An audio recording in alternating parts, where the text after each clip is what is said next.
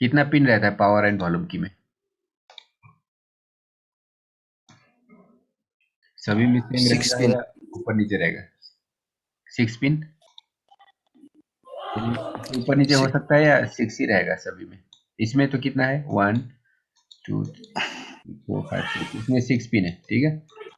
तो सभी फोन में 6 ही रहेगा या इसे ऊपर नीचे भी हो सकता है?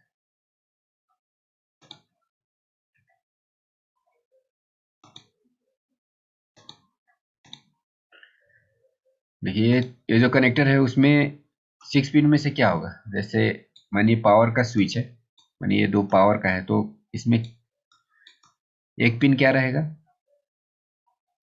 Positive, negative. पॉजिटिव और दूसरा नेगेटिव, या दूसरा ग्राउंड रहेगा। ग्राउंड मतलब पूरा कॉमन होता है, पूरा मोबाइल का पूरा पोर्शन ग्राउंड ही होता है, जितने भी मेटालिक पॉइंट बड़े बड़े देखते हैं सारा माइनस होता है। और मानिए वॉल्यूम का है तो उसमें क्या रहेगा? Positive ground. एक पॉजिटिव दूसरा ग्राउंड। तो ग्राउंड तो कॉमन भी ले सकते हैं ना, सभी का ग्राउंड कॉमन लिया जा सकता है। और वॉल्यूम डाउन का है तो एक पॉजिटिव रहेगा और फिर एक ग्राउंड रहेगा। तो ग्राउंड हम एक भी ले सकते हैं, तो किसी में क्या हो सकता है, तीनों स्विच के लिए एक ही ग्राउंड का भी यूज किया जा सकता है। तो उस कंडीशन में हमें क्या मिलेगा, एक ग्राउंड और 3 पॉजिटिव, एक पावर के लिए और एक वॉल्यूम प्लस और एक वॉल्यूम माइनस। तो ये 4 पिन भी हो सकता है और 5 पिन भी हो सकता है और 6 पिन भी हो सकता है। 6 का मतलब हर एक का प्लस अलग और माइनस अलग, तो वो 6 पिन हो गया। और किसी में क्या होता है, पावर स्विच का प्लस, मानिए पावर स्विच का प्लस है और पावर स्विच का माइनस भी है, और ये मानिए वॉल्यूम का प्लस है और ये मतलब माइनस है, और ये माने वॉल्यूम डाउन है। तो माइनस एक ही, मतलब दोनों वॉल्यूम के लिए एक ही माइनस और पावर के लिए अलग माइनस। तो किसी में 5 पिन का स्विच भी मिलेगा आपको, किसी में 4 पिन का भी मिलेगा और किसी में 6 पिन का भी मिल सकता है। तो ये वाला जो फोन है इसमें 6 पिन का पावर स्विच कनेक्टेड है। अगर हाउसिंग में देखेंगे तो छोटा नेटवर्क एंटीना रहेगा। सेक्शन। और इसमें अगर बोर्ड में देख के आइडेंटिफाई करना है तो क्या प्रोसेस हो सकता है, बोर्ड में देख के कैसे हम आइडेंटिफाई कर सकते हैं ब्लूटूथ वाईफाई का एंटीना? सर जो नेटवर्क सेक्शन के साइड में नहीं है हम्म तो वो वाईफाई का हम्म बोल सकते हैं, और हम्म जो नेटवर्क सेक्शन के साइड में है वो नेटवर्क का बोलेंगे। सही है। मतलब एंटीना, एक तो हम एंटीना को देख के आइडेंटिफाई कर सकते हैं। एंटीना मतलब वाईफाई का एंटीना जहाँ पे कनेक्ट होगा वो वाईफाई का मतलब टिप होगा, और उसका जो इसके बगल में जो आईसी रहेगा वो वाईफाई से रिलेटेड आईसी रहेगा।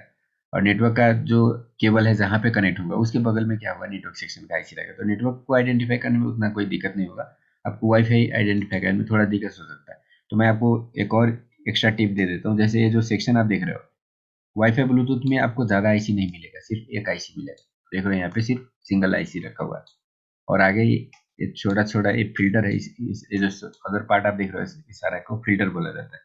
और ऊपर वाला एक छोटा सा कंपोनेंट ये जो देख रहे हो इसका नाम क्या है, बता सकते हैं आप? कौन सा कंपोनेंट है ये वाला, जिसमें 6 लेग बना हुआ है व्हाइट कलर का, ये कौन सा कंपोनेंट है?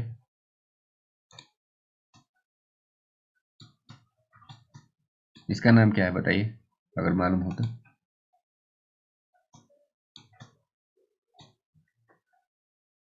इसको बोला जाता है डुप्लेक्सर, इसका नाम होता है डुप्लेक्सर।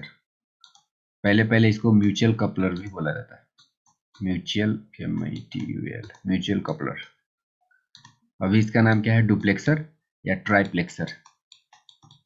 सिग्नल मतलब इसमें कौन सा सिग्नल आएगा, वाईफाई का भी आएगा, ब्लूटूथ का भी आएगा, और मानिए जीपीएस है तो जीपीएस का भी आएगा। तो 3 सिग्नल आ रहा है, तो तीनों पहले कहाँ आएगा, ये इसमें आएगा। और ये क्या करेगा, जैसे अब आईसी में भेजना है तो आईसी के लिए वाईफाई का अलग लाइन रहेगा, ब्लूटूथ का अलग रहेगा और जीपीएस का अलग रहता है।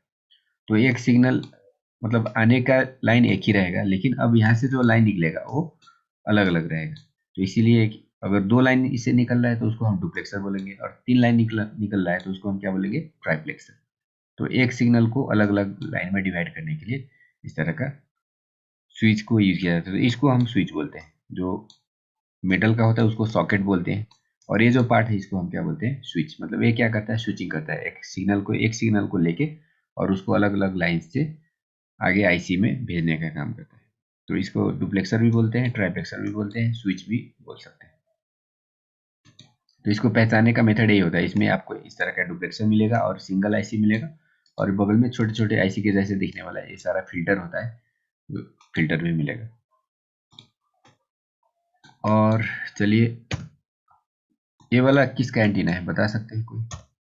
ये जो एंटीना आप देख रहे हैं, एंटीना सॉकेट यहाँ पे भी है ना, नीचे मोबाइल का सॉकेट यहाँ पे है, मोबाइल एंटीना का सॉकेट नीचे दो आप देख रहे हैं नीचे है, और ऊपर में भी यहाँ पे एक सॉकेट बना हुआ है, किसका हो सकता है?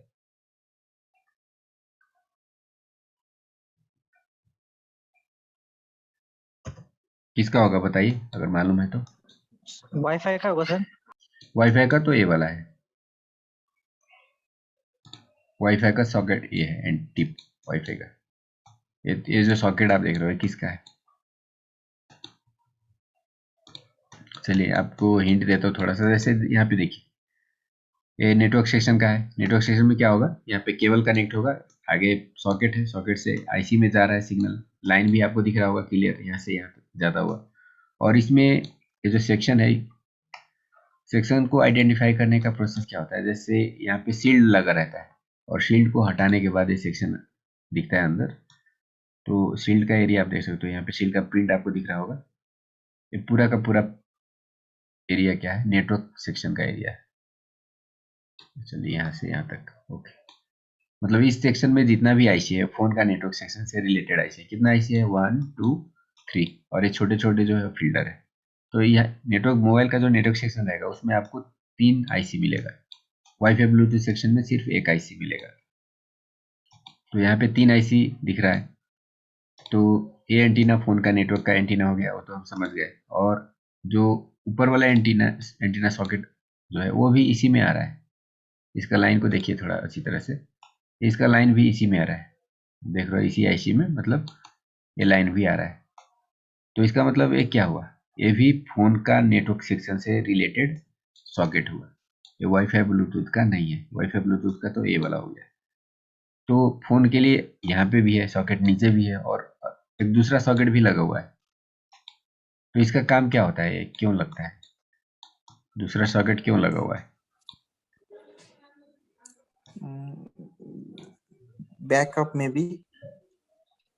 ठीक है, तो बैक इसका मेन पर्पस हो जाता है, जैसे मानिए दो जगह से सेम सिग्नल अगर आ रहा है, यहाँ से भी आ रहा है और यहाँ से भी आ रहा है, तो दो जगह से आने के बाद मानिए दो टाइप का सिग्नल आ रहा है, तो दोनों में से जो बेटर सिग्नल होगा उसको क्या करेगा, सीपीयू जो होता है फोन का सीपीयू, जो बेटर सिग्नल या हाई क्वालिटी सिग्नल रहता है उसको आउटपुट करता है, जिससे हमें क्या होता है, अच्छा हाई क्वालिटी साउंड सुनाई देता है।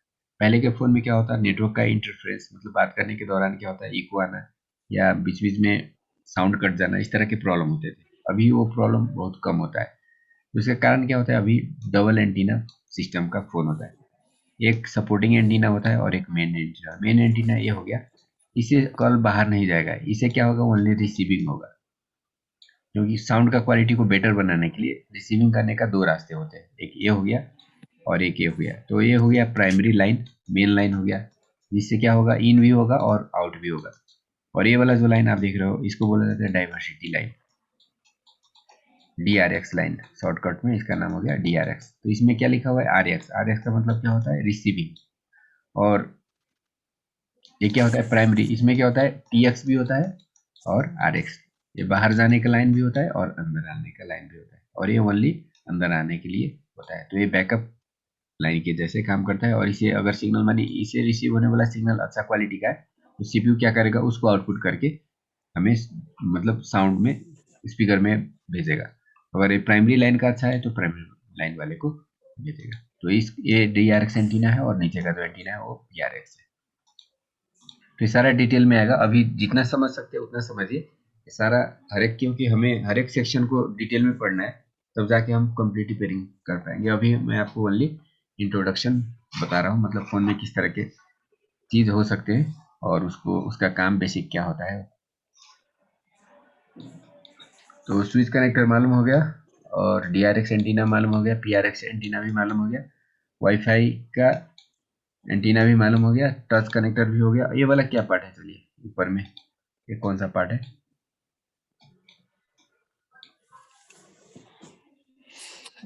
Secondary mic.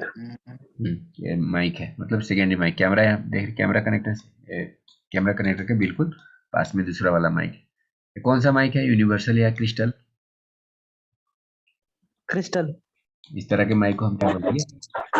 क्रिस्टल है सर। हाँ, क्रिस्टल है। तो गोल राउंड शेप में अगर होता तो वो यूनिवर्सल रहता है। इस तरह का रेक्टेंगल शेप में दिखने वाला क्रिस्टल माइक रहता है। और ये डिस्प्ले पत्ता कनेक्टर। डिस्प्ले कैसे मालूम होगा? अगर इस साइड आपको इस साइड चार्ज कनेक्टर का पत्ता होता है। देखिए, डिस्प्ले और कैमरा आइडेंटिफाई करने का प्रोसेस क्या है। जैसे कैमरा का तो पोजीशन से इस तरह का क्या रहेगा, कैमरा रखने के लिए इस तरह का स्पेस भी रहता है, तो इससे भी आप ये कैमरा कनेक्टर है आइडेंटिफाई कर सकते हो। अगर डिस्प्ले का कनेक्टर को आइडेंटिफाई करना है तो एक प्रोसेस एक्स्ट्रा चीज मैं आपको बता देता हूँ। इसके बगल में मैक्सिमम ज्यादा करके फोन में इस तरह का पेयर कंपोनेंट मिलेगा आपको, दो वाले कंपोनेंट। यहाँ पे देखिए 1 2 3 4 5 पेयर कंपोनेंट दिख रहा है। कैमरा के पास भी इसी तरह का कंपोनेंट रहेगा और डिस्प्ले कनेक्टर के पास भी इस तरह का कंपोनेंट रहेगा। मतलब कैमरा और डिस्प्ले क्या करता है, ग्राफिक को लेने और देने का काम करता है। कैमरा एक्चुअली लेके सीपीयू को भेजता है और डिस्प्ले क्या होता है, सीपीयू डिस्प्ले को भेजता है। तो जो भी ग्राफिक लाइन होगा उसमें ज्यादा करके मैक्सिमम फोन में इस तरह का कंपोनेंट लगा रहता है ग्राफिक का सिग्नल को भेजने के लिए। तो इस तरह का कंपोनेंट अगर आपको किसी कनेक्टर के पास दिखे तो आपको क्या समझना है, या तो वो कनेक्टर कैमरा का है या तो डिस्प्ले का है। तो कैमरा नॉर्मली क्या होता है, कैमरा का पोजीशन तो ऊपर रहेगा ज्यादा करके, क्योंकि फ्रंट और बैक दोनों ही ऊपर के पोजीशन में होते हैं, और किसी अदर पोजीशन में है तो डिस्प्ले का हो सकता है। तो इस तरह से आप डिस्प्ले और कैमरा का कनेक्टर को भी विदाउट, मतलब सिर्फ आपको अगर बोर्ड भी मिले और देख के आइडेंटिफाई करना हो तो भी आप कर सकते हो। और ये वाला कौन सा कनेक्टर होगा? वो मेन बोर्ड र तलको मेन और चार्जिङ नीचे कनेक्टरको का बोर्ड। बोर्ड को कनेक्ट करने के लिए उसका जो फ्लेक्स लगेगा इसमें लगेगा। तो चलिए, कनेक्टर मालूम हो गया, ऑलमोस्ट पार्ट भी मालूम हो गया, कनेक्टर मालूम हो गया, टिप भी मालूम हो गया। क्रिस्टल कैसा रहेगा? क्रिस्टल ए वाला पार्ट, ए वाला जो आप देख रहे हो 19200 लिखा हुआ एक क्रिस्टल है। कितना है इसका वैल्यू? वैल्यू वही है 119.2 मेगाहर्ट्ज। 19200 लिखा है, मतलब इसका वैल्यू 19.2 मेगाहर्ट्ज। ये पावर आईसी के पास आरएफ क्रिस्टल भन्ने यही हो सर? नहीं, ये पावर आईसी के पास है। आरएफ क्रिस्टल नेटवर्क सेक्शन में रहेगा। तो नेटवर्क सेक्शन कहाँ पे है? ये वाला नेटवर्क सेक्शन है, इसके बगल में आपको क्रिस्टल मिलेगा। ये क्या है? ये आईसी के लिए कौन सा है क्रिस्टल बताइए? ये गोल्डन कलर का सर। ये वाला? हाँ सर। ये थोड़ा सा लाइटेड है, मतलब ये मेटल का रहेगा, मेटल का गोल्डन कलर सिल्वर कलर में। और इसमें जो नॉर्मली वैल्यू होता है, कितना वैल्यू का होता है नेटवर्क सिस्टम में लगने वाला क्रिस्टल? 26.2।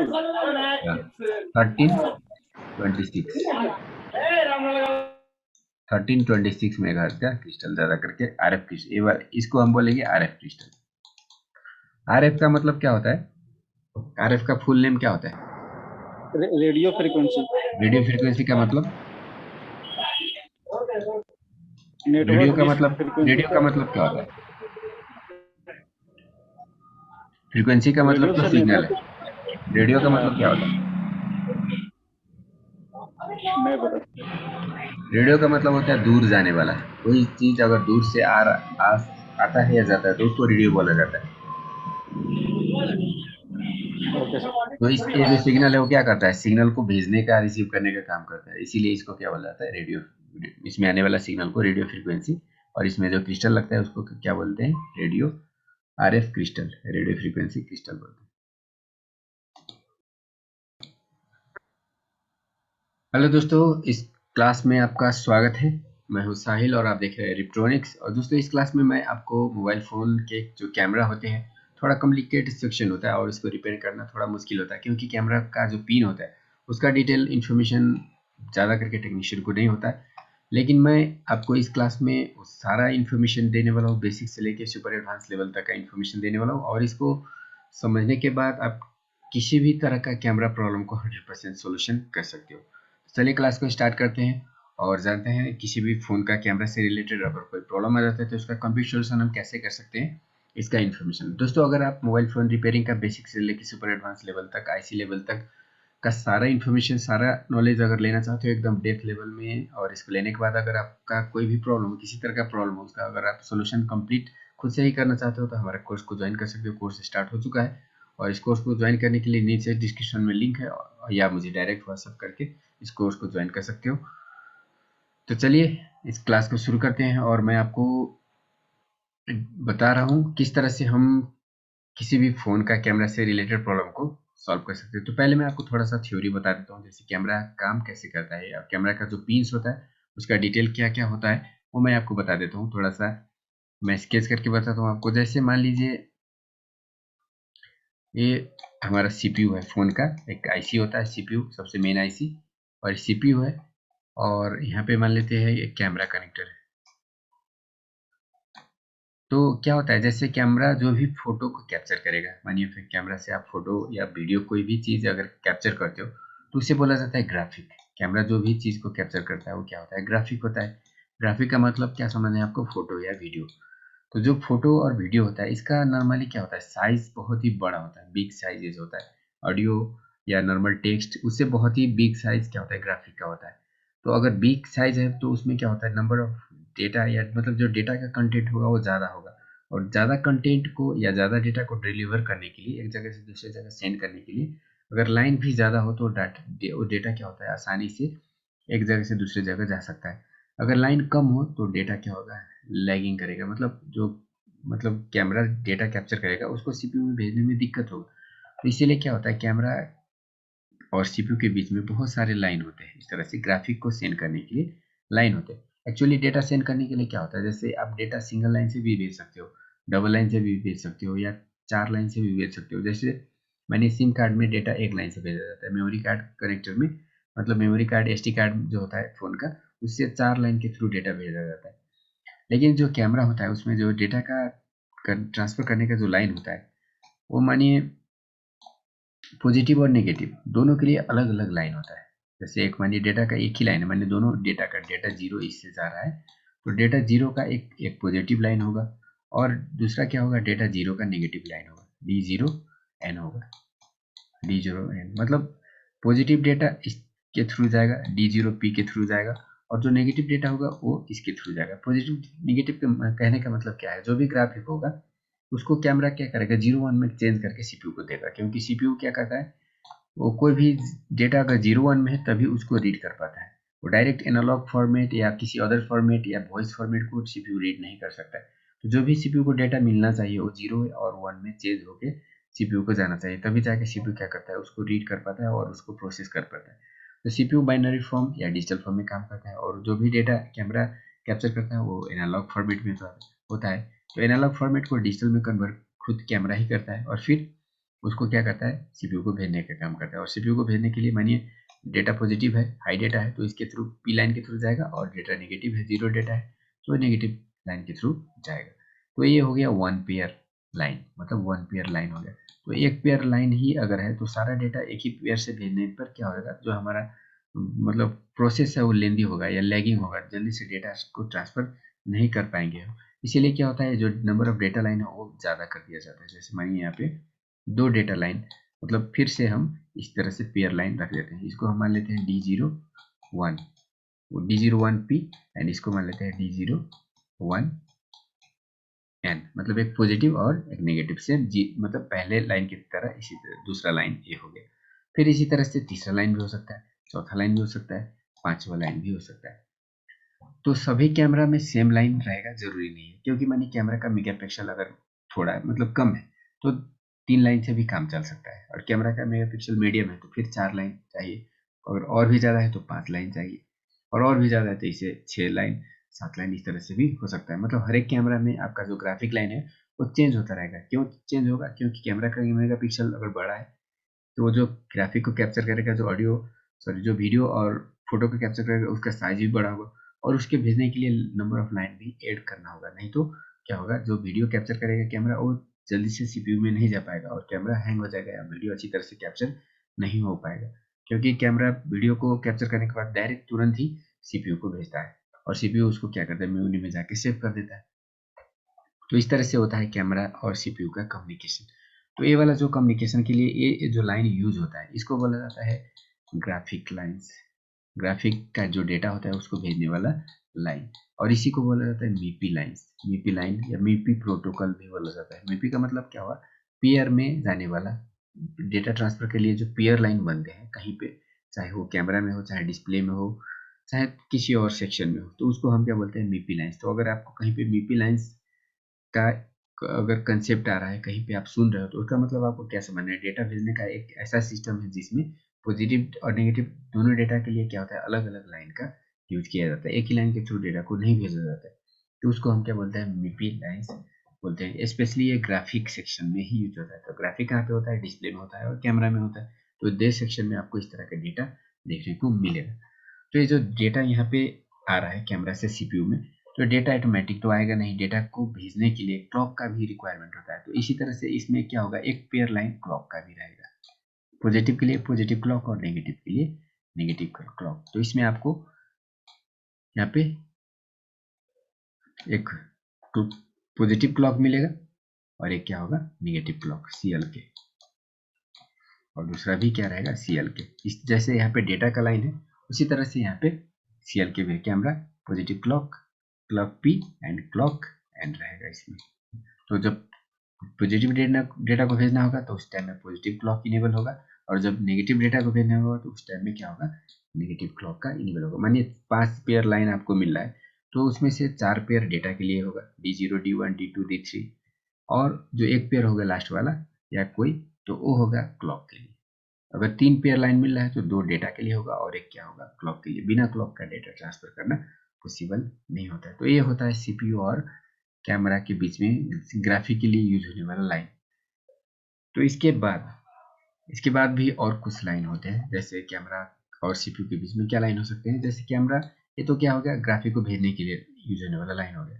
लेकिन कैमरा में क्या होता है, जैसे कैमरा का हम ऐप को खोलते हैं, ऐप को खोलने के बाद वहाँ पे हम बहुत सारे सेटिंग चेंज करते हैं। सेटिंग मतलब हमें पिक्चर लेना है या वीडियो लेना है, और वीडियो अगर पिक्चर लेना है तो उसका साइज कितना होना चाहिए, और उसमें हम ब्राइटनेस, कंट्रास्ट, जो भी कैमरा ऐप के अंदर सेटिंग होता है उसको चेंज करते हैं। तो जो चेंज है तो वो इस लाइन से कैमरा में नहीं जाता है, उसके लिए अलग से एक लाइन होता है, तो उसको बोला जाता है, वो जो लाइन होता है वो होता है एसटीए लाइन। उस लाइन को बोला जाता है एसटीए, मतलब ये भी एक डेटा लाइन है, लेकिन इस डेटा के लाइन के थ्रू क्या भेजा जाएगा, सेटिंग को भेजा जाएगा। कैमरा का ऐप में जो भी हम सेटिंग चेंज करेंगे, उस सेटिंग को सीपीयू क्या करेगा, कैमरा को बताने के लिए इस लाइन का यूज करेगा। और ये जो डेटा है यहाँ पे, तो इसके लिए भी फिर अलग से क्लॉक चाहिए, तो उसको हम क्या बोलेंगे, एससीएल लाइन। ये भी क्या होगा, सीपीयू और कैमरा कनेक्टर के बीच में रहेगा। उसके बाद एक और लाइन होता है रीसेट लाइन। रीसेट लाइन मतलब कैमरा को कब काम करना है, क्या डेटा, मतलब डेटा अगर ट्रांसफर हो रहा है तो मिला या नहीं मिला, वो सारा इंफॉर्मेशन रीसेट से भेजा जाता है। तो इस तरह से जो ग्राफिक लाइन है उसके अलावा भी क्या रहेगा, STA line, SCL line, reset line, इस तरह के लाइंस रहेंगे। तो ये होगा सेटिंग से रिलेटेड लाइन, और ये हो गया ग्राफिक से रिलेटेड लाइन। तो ग्राफिक के लिए इतना लाइन आपको कैमरा में मिलने वाले। तो मानिए ग्राफिक भी मिल गया, सेटिंग का लाइन भी मिल गया। अब कैमरा को क्या चाहिए, तो कैमरा को काम करने के लिए सबसे पहले तो वोल्टेज चाहिए। तो बिना वोल्टेज को तो कैमरा काम करेगा नहीं। तो सबसे पहले हमें क्या करना होगा, कैमरा को ऑन करना होगा, उसके लिए हमें वोल्टेज देना होगा, और जब वोल्टेज मिलेगा कैमरा को तब जाके कैमरा काम करना स्टार्ट करेगा। तो वोल्टेज देने के लिए क्या होगा इसमें, जैसे एक कैमरा का वोल्टेज, मेन वोल्टेज, मतलब कैमरा क्या होता है, एनालॉग डिवाइस है, तो उसको क्या चाहिए, एवीडीडी, एनालॉग वोल्टेज, एवीडीडी मानिए, एनालॉग वोल्टेज एक चाहिए। उसके बाद क्या करता है, एनालॉग वोल्ट सिग्नल को डिजिटल में कन्वर्ट करके सीपीयू को भेजने का काम करता है। तो डिजिटल का फंक्शन के लिए अलग से वोल्टेज चाहिए, तो हो गया डीवीडीडी, मतलब डिजिटल वोल्टेज। और एनालॉग वोल्टेज नॉर्मली 2.8 से लेके 3.3 रहता है, और जो डिजिटल वोल्टेज है वो नॉर्मली 1.2 वोल्ट का रहता है। तो मतलब कैमरा को 2 वोल्टेज चाहिए, एक एनालॉग वोल्टेज और दूसरा डिजिटल वोल्टेज। और इसके अलावा एक और वोल्टेज होता है आईओ वोल्टेज, वीआईओ बोला जाता है। वीआईओ का मतलब ये जो एसटीए, एससीएल, मतलब जो भी डेटा इसके मतलब कम्युनिकेशन के लिए यूज होता है सीपीयू और पावर कैमरा सेक्शन में, तो उसको काम करने के लिए पावर आईसी से एक वोल्टेज मिलता है जिसको बोला जाता है वीआईओ, और ये नॉर्मली होता है 1.8 वोल्ट। मतलब एक कैमरा में हमें 3 और तीन तरह के वोल्टेज मिलेंगे, एक एनालॉग वोल्टेज, दूसरा डिजिटल वोल्टेज, एनालॉग 2.8 रहेगा या 3.0 भी हो सकता है, किसी में डिजिटल रहेगा 1.2 वोल्ट और जो आईओ वोल्टेज रहेगा वो रहेगा 1.8 वोल्ट। तो इस तरह से तीन वोल्टेज, कुछ ग्राफिक्स लाइन्स, कुछ कंट्रोल्स लाइन मिल के कैमरा का पूरा फंक्शन होगा। अगर इसमें से कोई भी लाइन मिसिंग है तो फिर कैमरा काम नहीं करेगा, तो कैमरा से रिलेटेड प्रॉब्लम हमारे बोर्ड में आ सकते हैं। और इसके अलावा मानिए कैमरा में क्या होता है, एक ऑटो फोकस का ऑप्शन भी होता है, मतलब किसी कैमरा में आप मतलब फोकस ऑटोमेटिक सेटिंग करने का ऑप्शन होता है। जब आप ऑटो फोकस को इनेबल कर देते हो तो ऑटोमेटिक फोकस करके वो पिक्चर या इमेज को क्लियर आपको दिखा देता है। तो उसके लिए ऑटो फोकस इनेबल मतलब उसके लिए ऑटो फोकस करने के लिए कैमरा का जो लेंस है उसको आगे पीछे करने के लिए भी एक वोल्टेज चाहिए, जिसको बोला जाता है ऑटो फोकस वोल्टेज। तो वो किस में रहेगा, नॉर्मली बैक कैमरा में रहता है, फ्रंट कैमरा में तो नहीं रहता है। बैक कैमरा में या जिस भी कैमरा में ऑटो फोकस का फंक्शन रहेगा उसमें ऑटो फोकस का एक वोल्टेज रहेगा, तो वो भी रहेगा 2.8 वोल्ट। तो मतलब एक और वोल्टेज हो सकता है किसी में 3, किसी में 4 वोल्टेज रहेगा, और जो चौथा वोल्टेज रहेगा वो ऑटो फोकस का रहेगा, उसका वैल्यू 2.8 ही रहेगा। कैमरा के लिए एक कोर वोल्टेज एनालॉग वोल्टेज 2.8, एक डिजिटल वोल्टेज 1.2 और एक आईओ वोल्टेज 1.8 और उसके बाद एक ऑटो फोकस वोल्टेज 2.8। तो इस तरह से कैमरा के लिए वोल्टेज चाहिए, डिफरेंट टाइप का वोल्टेज चाहिए, ग्राफिक्स लाइन चाहिए जिसको हम MIPI लाइन बोलते हैं, और सेटिंग लाइन जिसको I2C लाइन भी हम बोल सकते हैं, और वोल्टेजेस इतना मिलने के बाद कैमरा मजा से काम करेगा। इसके अलावा एक और पिन हो सकता है मास्टर क्लॉक, M क्लॉक। चलिए इस सारा ये इसका काम क्या है, तो बहुत सारे और भी थोड़े मतलब इम्पोर्टेंट चीज़ है, तो हर एक चीज़ यहाँ पे डिस्कस करना बहुत ही वीडियो लेंथ हो जाएगा। तो अगर आप डिटेल और भी डिटेल और हर एक बोर्ड में किस तरह से कैमरा काम करता है उसका इन्फॉर्मेशन लेना चाहते हो तो हमारे कोर्स को ज्वाइन कर सकते हो। कोर्स हमारा स्टार्ट हो रहा है और आज ही ज्वाइन करके आप कनेक्ट हो सकते हो और किसी भी टाइम आप लर्निंग को स्टार्ट कर सकते हो। ये बहुत ही इंपॉर्टेंट, बहुत ही लो प्राइस में आपको बहुत ही हाई वैल्यू देने वाला कोर्स आपको मिल रहा है। डाउट मत कीजिए, कहीं पे 50,000, 1 लाख, 20-25 हज़ार पे करके पढ़ने से आपका नॉलेज ज़्यादा नहीं हो जाएगा, उससे बेटर नॉलेज और उससे बेटर सपोर्ट आपको बहुत ही लो प्राइस में मिल रहा है। तो आपको ज़्यादा सोचने का ज़रूरत नहीं है। अगर आप रियली इंटरेस्टेड हो, अगर डेप्थ लेवल का नॉलेज अगर गेन करना चाहते हो तो हमारे कोर्स को जल्दी से जल्दी ज्वाइन कर सकते हो। नीचे डिस्क्रिप्शन में लिंक है या मुझे व्हाट्सएप कर सकते हो, व्हाट्सएप नंबर भी नीचे डिस्क्रिप्शन में दिया हुआ है।